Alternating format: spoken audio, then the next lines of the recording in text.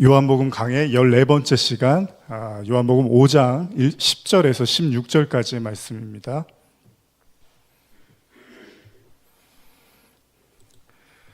오늘 말씀은 그동안 말씀 중요하지 않은 말씀이 없겠죠. 근데 오늘은 좀 더 중요한 말씀이라고 생각이 들어서 여러분들 끝까지 또 집중해서 잘 들어주시면 큰 은혜가 있을 줄 믿습니다. 요한복음 5장 10절에서 16절까지의 말씀을 우리 같이 한 목소리로 읽겠습니다. 유대인들이 병 나은 사람에게 이르되 안식일인데 내가 자리를 들고 가는 것이 옳지 아니하니라. 대답하되 나를 낫게 한 그 자리를 들고 걸어가라 하더라 하니 그들이 묻되 너에게 자리를 들고 걸어가라 한 사람이 누구냐 하되 고침을 받은 사람은 그가 누구인지 알지 못하니 이는 거기 사람이 많음으로 예수께서 이미 피하셨음이라. 그 후에 예수께서 성전에서 그 사람을 만나 이르시되 보라 내가 나았으니 더 심한 것이 생기지 않게 다시는 죄를 범하지 말라 하시니 그 사람이 유대인들에게서 가서 자기를 고친 이는 예수라 하니라. 그러므로 안식일에 이러한 일을 행하신다 하여 유대인들이 예수를 박해하게 된지라. 아멘. 잠시 물 좀 마시겠습니다.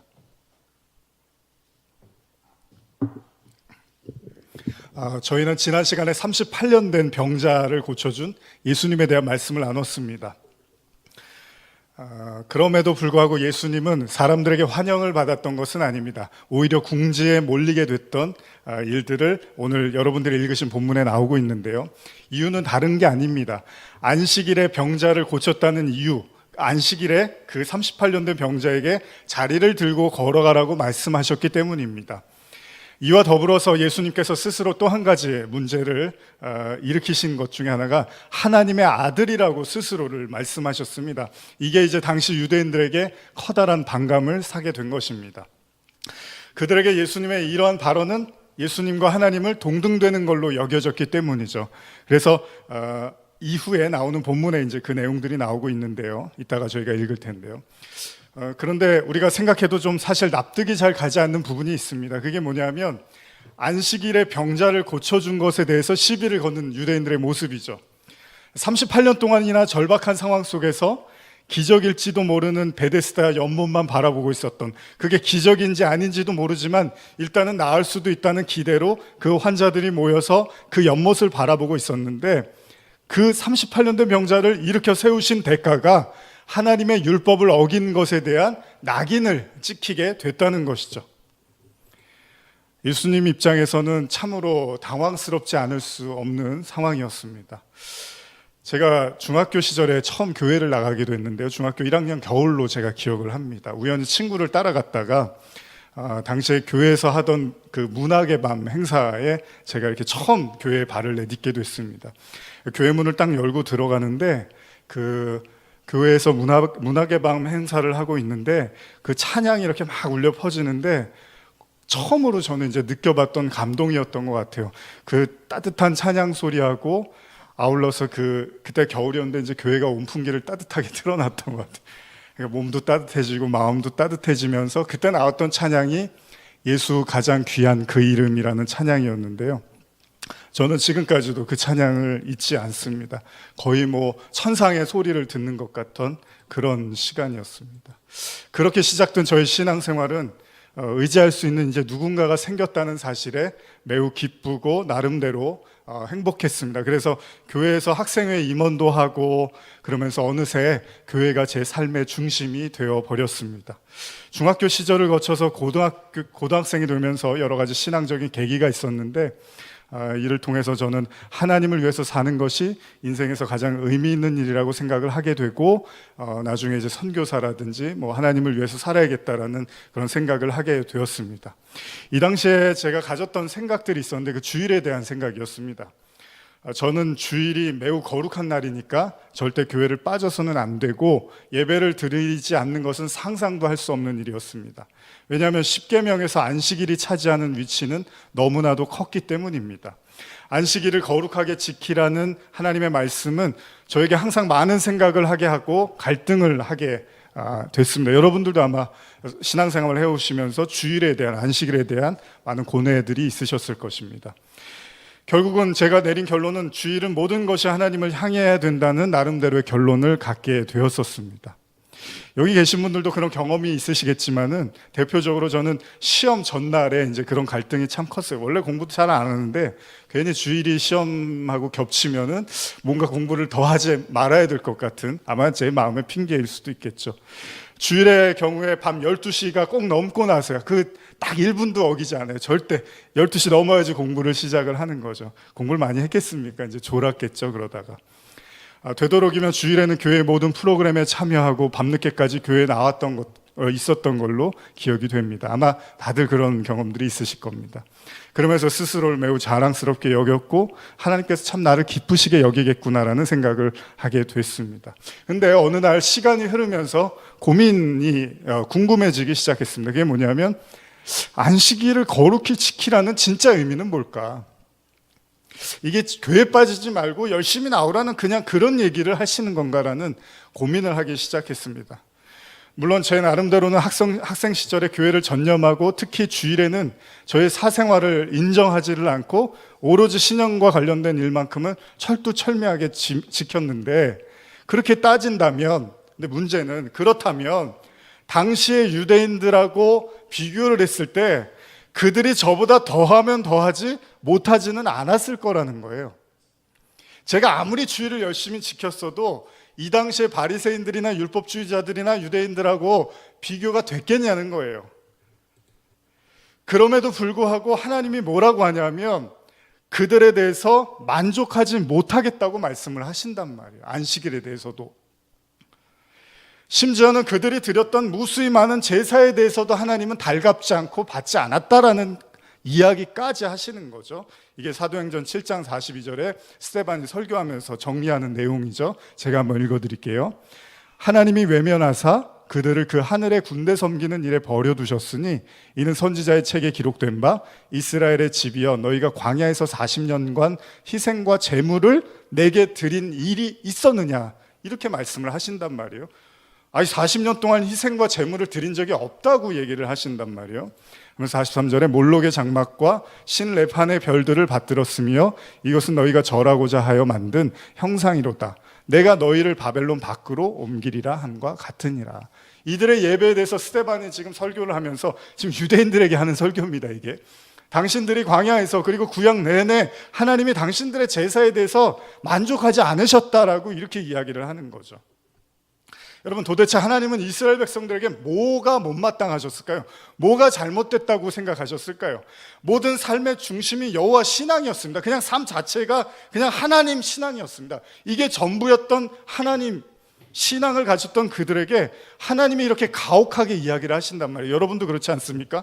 내가 열심히 최선을 다했는데 인정을 안 해주면 그것만큼 화나는 일이 어디 있겠습니까? 말라기서 2장 17절 한번 보시면, 자, 말라기서는 구약 성경의 마지막입니다. 여기에서도 하나님은 말씀하십니다. 같이 한번 읽어보겠습니다. 너희가 말로 여호와를 괴롭게 하고도 이르기를 우리가 어떻게 여호와를 괴롭혀 들었나이까 하는도다. 이는 너희가 말하기를 모든 악을 행하는 자는 여호와의 눈에 좋게 보이며 그에게 기쁨이 된다 하며 또 말하기를 정의 하나님이 어디 계시냐 함이니라. 이렇게 이야기를 합니다. 너희가 말로 여호와를 괴롭게 해놓고서도 우리가 어떻게 하나님을 괴롭게 합니까? 우리는 정말 하나님만 바라보고 있습니다. 그런데 하나님은 이는 너희가 말하기를 모든 악을 행하는 자는 여호와의 눈에 좋게 보이며 그에게 기쁨이 된다. 이렇게 말씀을 하십니다. 마치 하나님의 의중을 알지 못하는 이스라엘 백성에게 몹시 서운하기라도 하시는 듯 하나님은 도무지 알아듣지 못하는 말을 계속 이야기를 하시는 거예요. 하나님은 화가 나 있고 이스라엘 백성들은 뭘 잘못했는데요? 이렇게 계속 이야기가 되고 있습니다. 무엇이 잘못되었을까요, 여러분? 여러분들이 잘 아시는 안식일에 대한 오늘 이야기로 시작을 하고 있는데요. 출애굽기 20장 8절에서 11절 보면 그 유명한 10계명의 안식일에 대한 이야기가 나오죠. 한번 같이 읽어볼까요? 시작. 안식일을 기억하여 거룩하게 지키라. 엿새 동안은 힘써 내 모든 일을 행할 것이나 일곱째 날은 내 하나님 여호와의 안식일인즉 너나 내 아들이나 내 딸이나 내 남종이나 내 여종이나 내 가축이나 내 문 안에 머무는 객이라도 아무 일도 하지 말라. 이는 엿새 동안에 나 여호와가 하늘과 땅과 바다와 그 가운데 모든 것을 만들고 일곱째 날에 쉬었습니다. 그러므로 나 여호와가 안식일을 복되게 하여 그날을 거룩하게 하였느니라. 자, 우리가 잘 알고 있는 안식일에 대한 말씀입니다. 안식일에 관한 말씀은 가만히 들여다보면 그 핵심은 뭐죠? 아무 일도 하지 말라는 거예요. 어린 시절에 저는 이런 생각을 했습니다. 제가 제일 많이 고민했던 게 주일날 제가 이제 교회가 좀 멀어서 버스를 타고 갔었거든요. 얼마나 감사해요. 버스가 주일날 다니니까. 그런데 제가 만약에 주일날 버스를 타고 가야 되는데 그러면은 버스 운전기사분에 대해서 제가 어떻게 이해를 해야 되는 건가? 그분이 없으면 저는 교회를 가려고 1시간, 2시간을 걸어가야 되고 왔다 갔다 하면 3시간이 넘는데 그러면은 저분이 쉬면은 저는 안 되는 거잖아요. 저는 더 힘들어지고 일을 많이 해야 되는 거예요, 교회 가려면. 그럼 이게 쉬는 건지 일해야 되는 건지 뭔가 정리가 안 되는 거예요. 그렇다면 기독교인의 관점에서 봤을 때 운전기사분이 주일날 일하는 것을 잘못하는 것이라고 말할 수 있을까?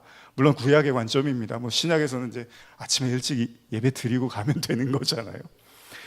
저는 친가가 서울이었기 때문에 명절이 되면 어려서부터 서울로 가야 했습니다. 그래서 명절 때마다 되게 감사했던 게 운전하시는 분들이었어요. 얼마나 고마운지 몰라요. 왜냐하면 자신들도 엄연히 고향에 내려가야 되는데 사람이 많지 않은, 사실 손님이 많지 않잖아요, 명절 때는.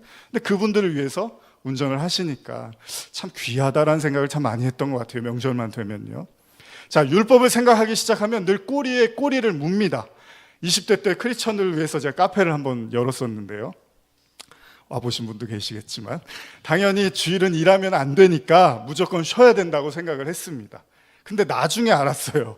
오히려 많은 크리스찬들이 주일날 차를 마시고 교제하기 위해선 그 카페가 더 사람들에게 더 필요할 수 있다는 생각을 나중에야 알게 됐습니다. 아마도 그러했을 것입니다. 하나님의 말씀을 생각했던, 그것을 지키고자 부단히 애를 썼던 당시 유대인들도 아마 계속 생각했을 거예요. 도대체 안식일을 거룩하게 지키라는 게 무슨 말씀인가? 저도 이런데 여러분도 그러셨을 텐데 그 유대인들이 얼마나 고민을 많이 했겠어요. 도대체 하나님이 안식일을 쉬라고 하는데 이게 무슨 말씀일까? 아마 연구했을 겁니다.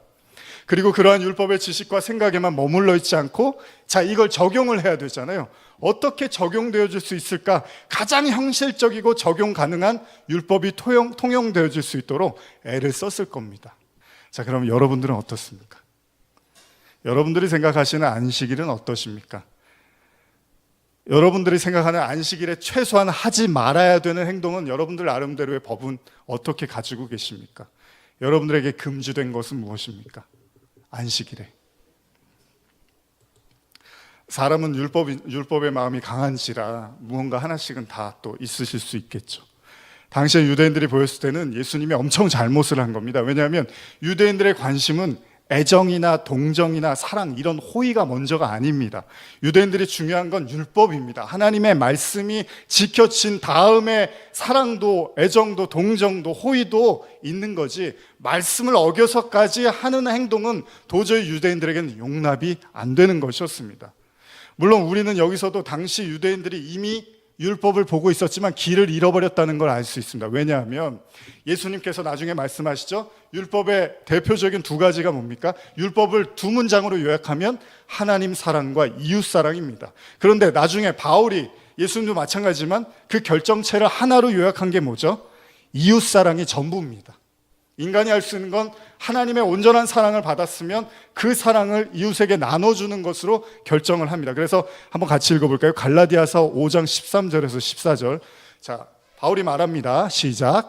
형제들아, 너희가 자유를 위하여 부르심을 입었으나 그러나 그 자유로 육체의 기회를 삼지 말고 오직 사랑으로 서로 종노릇 하라. 온 율법은 내 이웃 사랑하기를 내 자신과 같이 하라 하신 한 말씀에서 이루어졌나니. 이게 성경의 결론입니다. 그러니까 아무리 율법을 많이 지켜도 지금 이 성경에서 흐르고 있는 이 정신을 지금 유대인들은 보지 못했다는 거예요. 로마서 13장 8절에서 10절 제가 읽어드릴게요. 피차 사랑의 빛 외에는 아무에게도 비치지 말라. 남을 사랑하는 자는 율법을 다 이루었느니라. 간음하지 말라, 살인하지 말라, 도둑질하지 말라, 탐내지 말라 한 것과 그 외에 다른 계명이 있을지라도 내 이웃을 내 자신과 같이 사랑하자 하신 그 말씀 가운데 다 들어갔느니라. 사랑은 이웃에게 악을 행하지 아니하나니 그러므로 사랑은 율법의 완성이다. 사랑으로 요약이 되고 정리가 됩니다. 그러니까 지금 오늘의 그 사건을 가만히 들여다보시면 예수님이 이웃 사랑을 베푸셨는데 유대인들에게는 그게 사랑으로 보여지지가 않았다는 겁니다. 여러분, 이스라엘 백성들은 이미 길을 잃고 있었습니다. 율법을 지키고자 하는 그들의 열심과 노력은 오히려 그들을 수렁으로 몰고 가고 있었고, 진짜 하나님께서 하시고자 하는 그 뜻을 깨닫지 못한 채 오히려 더 견고하고 세세한 율법을 만들어서 나중에 어떻게 되죠? 거미줄처럼 빠져나올 수 없는 촘촘한 감옥의 율법 안에 자신을 가두어 버린 거죠. 그래서 예수님이 아주 화가 나서 대노하시면서 하신 말씀인데요, 한번 같이 읽어볼까요? 마태복음 23장 13절에서 15절입니다. 우리 이전에도 읽었었는데요. 시작. 화 있을진저 외식하는 서기관들과 바리새인들이여, 너희는 천국 문을 사람들 앞에서 닫고 너희도 들어가지 않고 들어가려 하는 자도 들어가지 못하게 하는도다. 화 있을진저 외식하는 서기관들과 바리새인들이여, 너희는 교인 한 사람을 얻기 위하여 바다와 육지를 두루 다니다가 생기면 너희보다 배나 더 지옥 자식이 되게 하는도다. 아주 무서운 말씀입니다. 율법의 본질을 이해하지 못하다 보니까 본인들도 그 율법을 가지고 잘못 적용을 했고, 결국 다른 가르치는 사람들에게도 동일하게 적용을 하다 보니까 예수님이 뭐라 하냐면 천국 문을 닫아버렸다고까지 얘기를 해요. 다시 말하면 너희들의 가르침은 천국 문을 닫아버리는 가르침이야 라고까지 이야기를 하고, 너희들이 가르치는 가르침은 배나 더 지옥 자식을 만들고 있어. 그러니까 배우면 배울수록 천국하고 멀어지는 거예요. 여러분, 잘 생각하셔야 됩니다. 오늘날도 우리가 말씀을 들을 때 잘 생각하셔야 되는 거예요. 무조건 뜨겁고 열정이 있고 이게 중요한 게 아닙니다. 지금 이 말씀이 내 천국문을 열고 있는 건지, 내가 지금 어둠의 자식에서 빛으로 가고 있는 건지, 아니면 내가 지금 열심히 노력하고 애쓰는 게 그 천국문을 더 닫고 있고 배나 더 어둠의 자식으로 가고 있는지는 우리는 아주 진지하게 생각해 볼 필요가 있습니다. 그럼 도대체 성경에서 말하고자 하는 안식의 의미는 뭐냐는 거예요. 안식일을 거룩하게 지키라는 하나님의 명령은 도대체 우리에게 무엇을 말씀하시는 것이고, 왜 그토록 오랫동안 이스라엘 백성들이 그 안식의 의미를 깨닫지 못했을까요? 여러분, 우리가 잘 아는 것처럼 안식은 뭐죠? 7번째 날입니다. 그러니까 6번째, 창세기에서 말하는 6째 날까지 인간을 만드시고 그리고 7번째 날에 쉬셨다는 얘기죠. 이걸 우리가 안식의 가장 기원, 모티브로 삼고 있습니다. 창세기 2장 1절에서 3절인데요. 우리 같이 한번 읽어보겠습니다. 죄송합니다. 시작. 천지와 만물이 다 이루어지느니라. 하나님이 그가 하시던 일을 7째 날에 마치시니 그가 하시던 모든 일을 그치고 7째 날에 안식하시니라. 하나님이 그 7째 날을 복되게 하사 거룩하게 하셨으니 이는 하나님이 그 창조하시며 만드시던 모든 일을 마치시고 그날에 안식하셨음이니라. 그러니까 지금 이 내용을 보시면 하나님이 어떤 목적을 가지고 세상을 만드셨는데 그 일들이 다 이루어졌대요. 지금 창세기 2장에 보니까. 그리고 나서 하나님이 쉬셨대요. 그래서 2장 1절에 보면 안식을 설명하기 전에 뭐라고 합니까? 천지와 만물이 다 이루어졌다, 이렇게 이야기를 해요. 이미 창세기 2장에서 이 내용을 언급을 하고 이제 하나님이 더 할 일이 없다, 쉬셨다라고 이야기를 합니다. 자, 하나님이 도대체 뭘 완성하신 거죠? 창세기 2장에서 뭘 완성하시고 쉬신 거죠? 도대체 하나님의 안식의 의미, 하나님이 말씀하시는, 신이 말하는 안식은 뭘까요? 인간이 말하는 안식은 누워서 TV 보고 먹고 놀고 자고 늦게까지 나 하고 싶은 거 하는 게 쉬는 거잖아요. 여행 가거나 뭐 우리가 하고 싶은 그런 즐거운 일들. 그런데 하나님이, 신이 말하는 안식의 의미가 인간이 생각하는 안식의 의미와 같을까요? 그게 아니니까 지금 구약에서 이스라엘 백성과 하나님과 계속 충돌이 일어나는 거죠. 그럼 하나님이 안식하라는 쉼이라는 의미는 뭘까요? 분명한 사실은 분명히 하나님의 안식이 우리와는 무관하지는 않을 거라는 거예요. 그러니까 하나님이 일 다 해놓고 이제 난 쉴게, 너희들 알아서 해, 이건 아닐 거예요. 그러니까 하나님의 쉼과 우리의 쉼이 뭔가 공통점이 있을 거라는 거죠. 그래서 유대인들이 계명에 기록된 안식에 관한 율법을 아무리 열심히 지키려고 해도 하나님이 성에 차지 않았던 거죠. 뜻도 방향도 잃어버린 채 하나님의 말씀을 인간의 수준으로 꽉 내려와서 왜곡해갖고 뭐라고 하냐면 그 안식을 가지고 스스로를 자위하고 스스로를 높아지는 도구로 그냥 사용했던 거예요. 난 안식일에 이렇게 거룩해. 난 안식일에 이렇게 많은 걸 지켜. 난 안식일만큼은 정말 하나님이 싫어하는 건 난 단 하나도 하지 않아. 이렇게 안식일을 갖다 써버렸던 거예요. 안식일과 관련된 말씀을 제가 찾아봤는데요, 어떻게 이 말씀을 여러분과 나눌까 고민을 좀 많이 했습니다. 레위기 16장을 보면 대속죄일과 관련된 말씀이 있는데요, 제사와 관련된 말씀인데 제사 중에 제사라고 보시면 되는 거죠. 이 레위기 16장은 율법 중에서도 매우 중요한 내용을 담고 있습니다. 그러니까 율법 중에서도, 그 제사 중에서도 가장 중요한 내용을 언급하고 있는 핵심이라고 보시면 됩니다. 왜냐하면 이스라엘 백성의 모든 죄와 모든 부정함을 다 씻는 그런 대속죄일에 관련된 제사를 다루고 있었기 때문입니다. 그래서 이 날은 1년에 단 한 번, 7월 10일, 오늘날로 하면요, 이날 대제사장의 주도하에서 모든 이스라엘 백성들이 금식을 하고 하나님 앞에서 모든 죄를 사함받기 위한 제사를 드립니다. 그리고 이날은 대제사장조차도 들어갈 수 없었던 그 깊고도 깊은 하나님의 그 지성소에 하나님의 법궤가 있는 가장 은밀하고도 위대한 하나님의 임재가 있는 그곳에 들어갈 수 있는 날이었습니다. 이와 관련해서 16장에서 우리는 안식과 관련된 말씀을 찾아볼 수가 있는데요, 한번 천천히 같이 읽어볼까요? 레위기 16장 29절에서 31절입니다. 시작. 너희는 영원히 이 규례를 지킬지니라. 일곱째 달 곧 그 달 10일에 너희는 스스로 괴롭게 하고 아무 일도 하지 말되 본토이든지 너희 중에 거류하는 거류민이든지 그리하라. 이날에 너희를 위하여 속죄하여 너희를 정결하게 하리니 너희의 모든 죄에서 너희가 여호와 앞에 정결하리라. 이는 너희에게 안식일 중에 안식일인즉 너희는 스스로 괴롭게 할지니 영원히 지킬 규례니라. 자, 하나님이 말씀을 하시면서 뭐라고 하냐면요, 우리 베스트 오브 베스트라 그러잖아요. 최고 중에서도 최고라는 표현을 쓰는데 하나님도 지금 이 말씀을 쓰십니다. 이 날이 안식일 중에 안식일이야. 그러니까 최고의 안식일을 지금 하나님이 언급을 하시는 거예요. 왜냐하면 하나님께서 이스라엘 백성의 모든 죄를 다 정결케 해주시는 날이었기 때문입니다. 어쩌면 안식이라는 건 뭘까요? 지금 이 본문을 가지고 생각한다면 인간이 가진 모든 죄로부터의 자유, 모든 죄악으로부터의 벗어남, 용서를 의미하는 걸지도 모르겠죠. 여러분, 단지 몸이 쉰다고 해서 쉬는 게 아니잖아요. 어르신들은 더 잘 아시겠죠. 마음이 쉬어야지 쉬는 거지. 몸이 쉬면, 몸이 쉰다고 해서 쉬는 게 아니죠. 왜냐하면 인간 안에 있는 두려움과 공포와 그리고 나의 머릿속에 선명하게 나를 붙잡고 있는 과거에 대한, 현재에 대한, 미래에 대한 모든 생각들과 그 관념들과 두려움, 불안함, 죄책감, 물론 이것들이 한꺼번에 몰려오지는 않습니다. 그러나 때때로는 우리가 감당하기 힘들 만큼 우리를 짓누를 때도 있죠. 그럴 때는 아무리 우리가 쉰다고 해서 쉬는 게 아닌 거죠. 우리의 마음이 짓눌리고 우리의 마음이 상하고 오히려 그 쉼도 내게는 부담이 될 수가 있는 거죠. 어르신들이 이제 정년 퇴임하시고 이러면 회사에서 열심히 일하시던 분들이 나중에 쉬는 것 때문에 되게 힘들어 하시는 분들 있잖아요. 그래서 저는 교회가 쉼을 잘 가르쳐야 된다고 생각을 하는 게, 교회는 하나님과 안식하는 거잖아요. 하도 일만 평생을 하다 보니까 나중에 이제 쉬게도 했을 때 쉬는 게 겁나는 거죠. 물론 뭐 경제적인 여건이 안 돼서 그럴 수도 있지만 그런 것들이 다 돼도 쉬는 게 두렵고 쉬고 있으면 불안하고 이런 분들 많이 계시거든요. 어쨌든 간에 그 마음이 쉬지 못하면 육체적인 안식은 진정한 안식이 아니겠죠.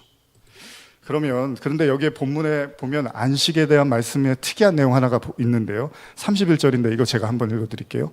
이는 너희에게 안식일 중에 안식일인즉, 잘 보세요. 이 말씀이 참 재밌습니다. 너희는 스스로 괴롭게 할지니 영원히 지킬 규례라. 안식일 날 하나님이 주시는 말씀이 너희는 스스로 괴롭게 하래요.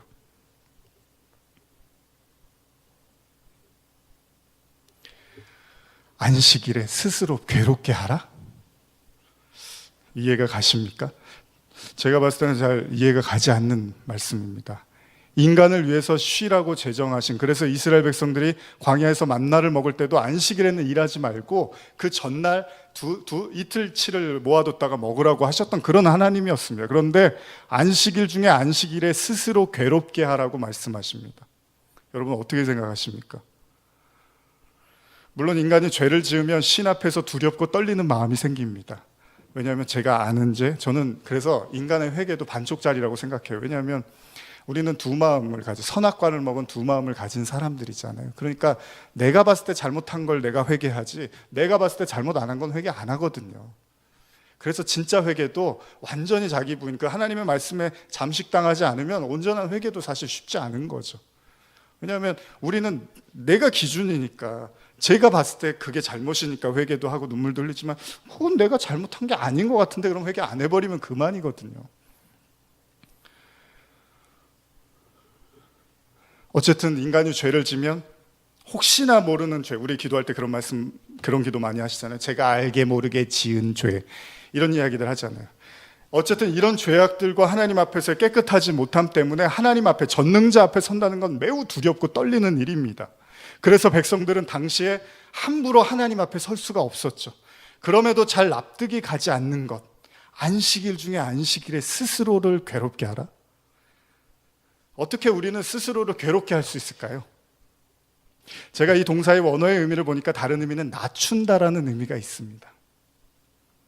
그런데 스스로에게 학대를 하지 않는 한 인간이 어떻게 스스로를 괴롭게 할 수 있냐는 거예요.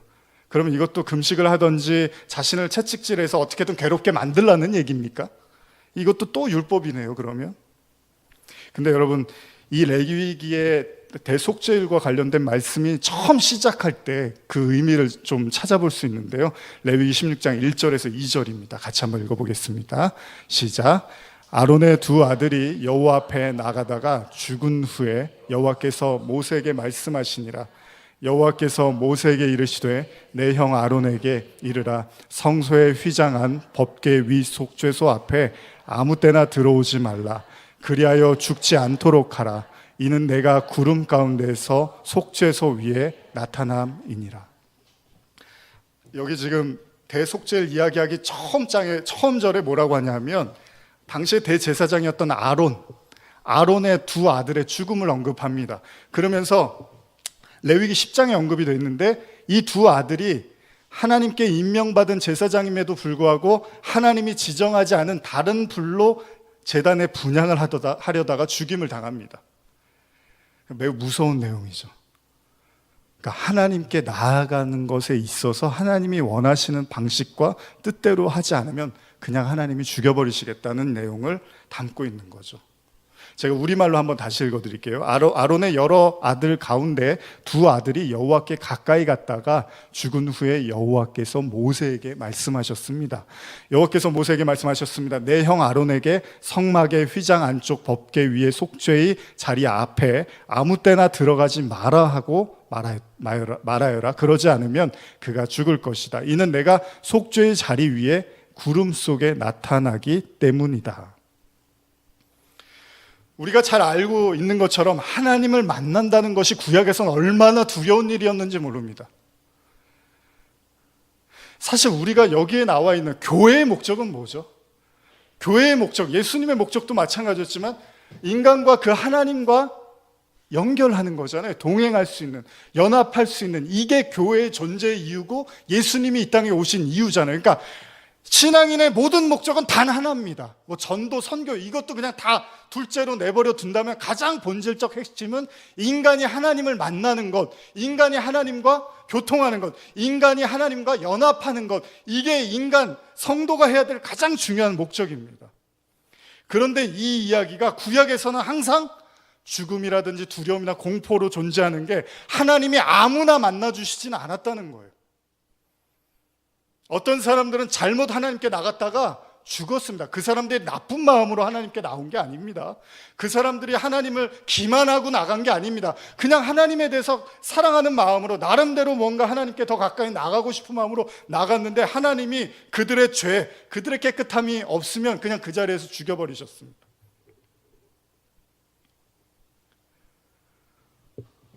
그래서 제사를 말씀하시죠. 이 제사를 통해서 내가 만나주겠다라고 말씀을 하시는 거죠. 그렇다면 우리가 안식일에 대해서 스스로 괴롭게 하라는 말을 이해하기 위해서 먼저 우리는 안식을 다시 정의할 필요가 있습니다. 대속죄일의 말씀처럼 안식일 중에 안식일에 유일하게 어떤 일이 일어났죠? 대제사장이 하나님의 그 깊은 지성소에 들어가서 하나님과의 만남을, 임재를 경험할 수 있었다는 거죠. 즉 하나님과 만남이 이루어지는 날이었습니다. 이 날은 인간의 대표와 하나님과 만남이 이루어졌던 날이었습니다. 그리고 이날 제사로 말미암아 이스라엘 백성들의 죄가 사함을 받게 됩니다. 자, 대제사장의 관점에서는 하나님과 만남이 이루어지고 백성들에게는 죄를 사함받게 되는 날, 이 날을 안식의 의미로 설명하고 있습니다.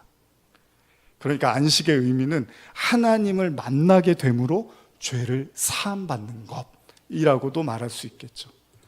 그렇다면 스스로 괴롭게 하라는 하나님의 말씀은 인간이 그 안식에 참여하기 위하여 하나님께 나올 때 자신의 그 죄로 인하여 스스로 괴롭게 밖에 여길 수 없다는 의미라는 거죠. 그러니까 괴로워하라는 게 아니라 진짜 하나님 앞에 온전히 나오는 자는 괴로워할 수밖에 없다는 거예요. 왜? 그 하나님이 너무 여러분, 하나님이 진짜 계신다고 우리가 믿는 거잖아요. 그러면 구약의 그 하나님이 인간이 그냥 막 나오면 하나님의 그 거룩함에 인간이 압도당해서 죽었어요.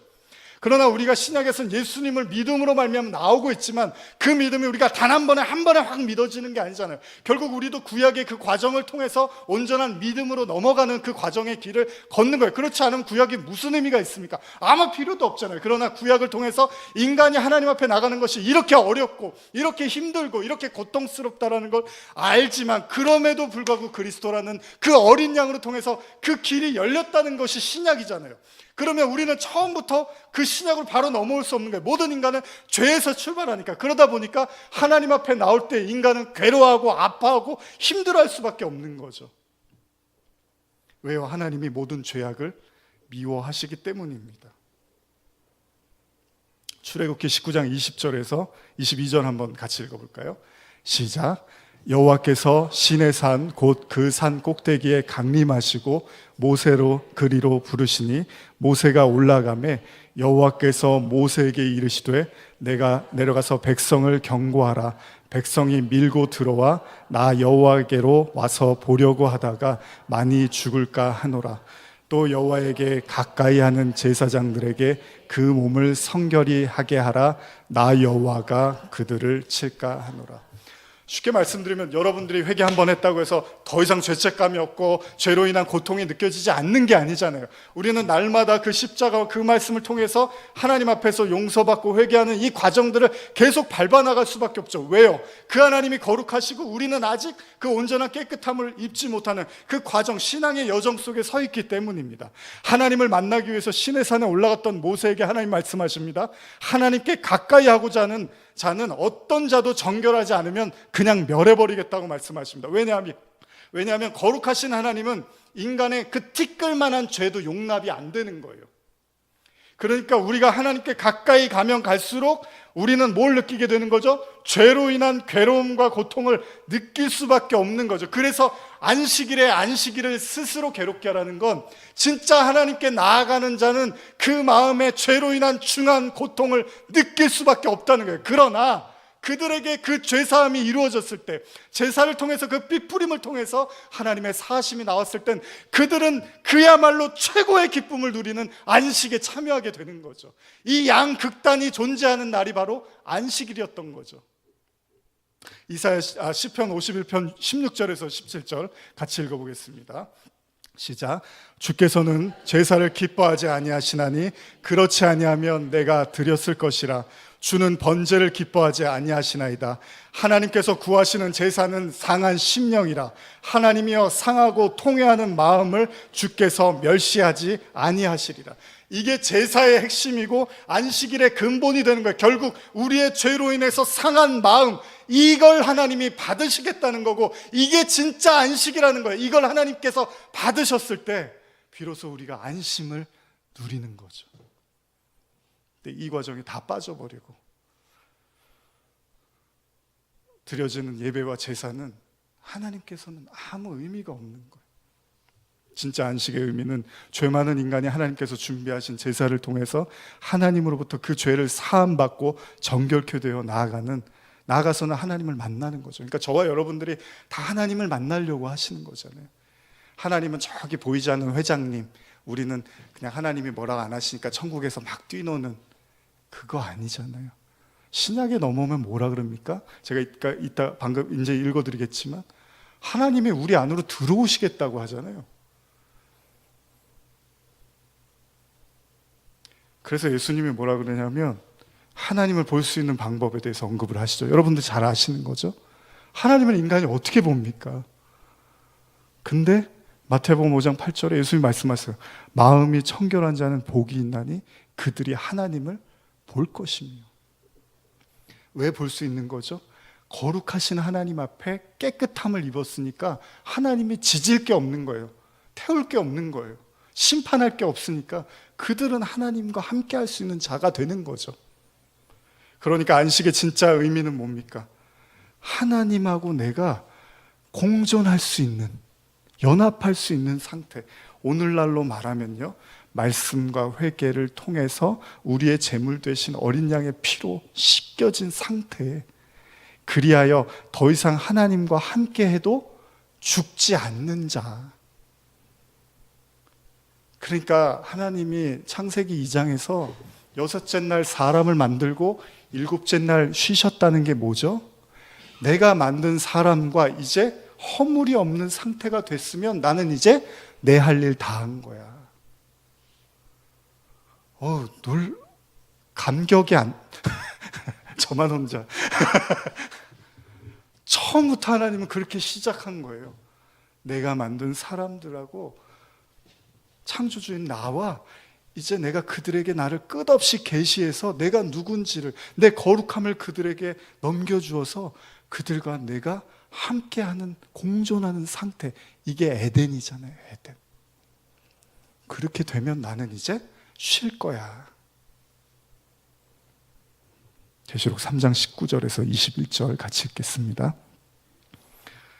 시작. 물은 내가 사랑하는 자를 책망하여 징계하노니 그러므로 내가 열심을 내라. 회개하라. 볼지어다 내가 문 밖에 서서 두드리노니 누구든지 내 음성을 듣고 문을 열면 내가 그에게로 들어가 그와 더불어 먹고 그는 나와 더불어 먹으리라. 이기는 그에게는 내가 내 보좌에 함께 앉게 하여 주기를 내가 이기고 아버지 보좌에 함께 앉은 것과 같이 하리라. 요새 수요일마다 아주 열심히 나누고 있는 계시록 말씀입니다. 그러니까 하나님께서 세상을 만드시고 일곱째 날에 복 주셨던 것은 여섯째 날 만든 인간에게 자기를 끝없이 계시하여 그들이 하나님의 영광을 보게 되고, 이 하나님과 내가 공존할 수 있는 상태에 이르렀구나라는 걸 하나님께서 우리에게 계속해서 제물을 통해서 말씀하시고, 그리고 나서 그 에덴을 이루시겠다는 거죠. 그러니까 에덴 동산은 어디 숨어져 있는 그런 지리적 위치가 중요한 게 아니라 그 하나님과 여러분이 공존하는 여러분들의 마음이 그 하나님으로 충만하게, 성령으로 충만해지면 여러분들의 마음이 바로 하나님 나라라고 예수님이 계속 말씀하시는 거예요. 하나님의 나라는 너희 안에 있다.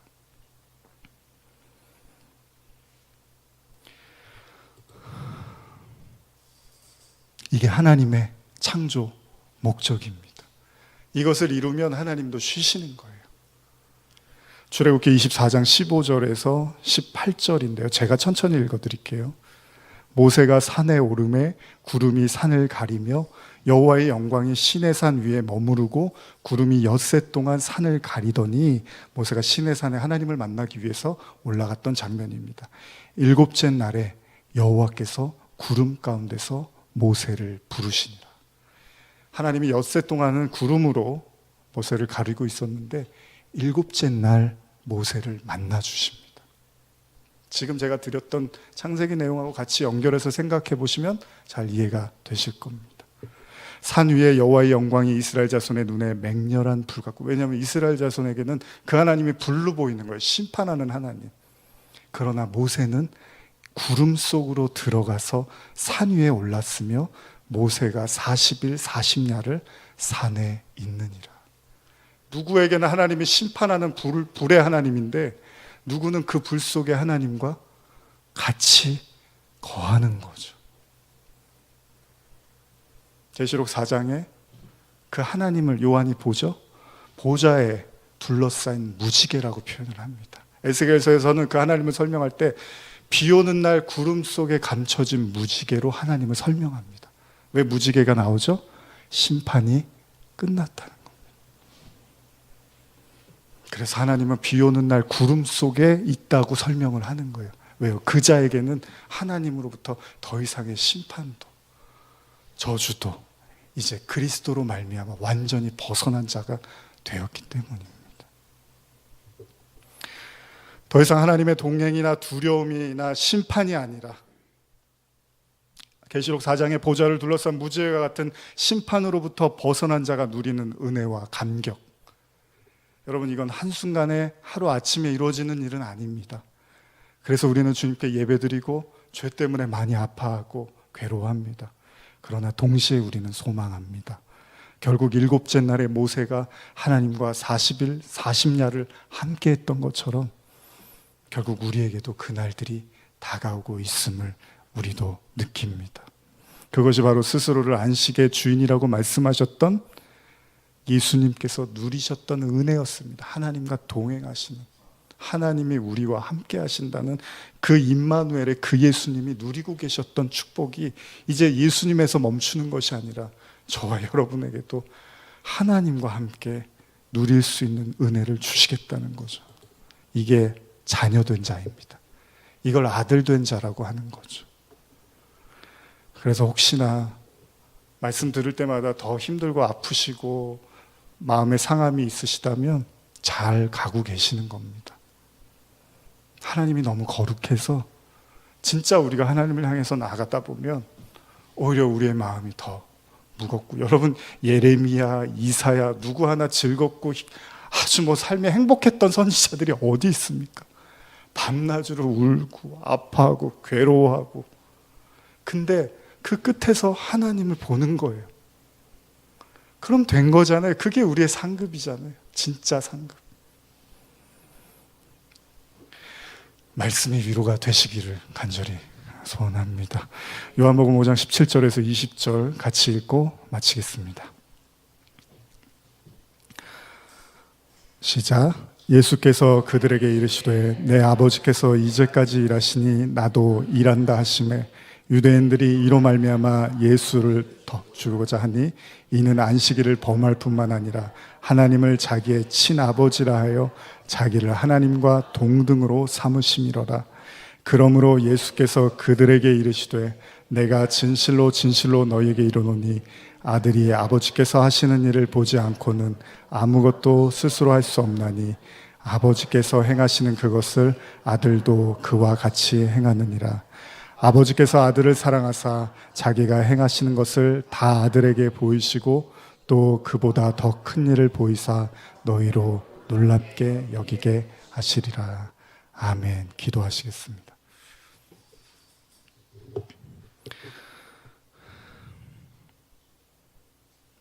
때로는 주객이 전도된 삶을 아무렇지도 않게 오랜 시간 살아갈 때가 있습니다. 우리는 하나님을 원합니다. 우리는 하나님이 목마릅니다. 그것이 전부입니다. 오늘도 그 하나님을 향하여 더 가까이 나아갑니다. 주님, 주 없이는 살 수가 없습니다. 단 하루도, 단 한순간도 주 없이는 살 수 없습니다. 감사합니다. 예수님의 이름으로 기도드립니다. 아멘.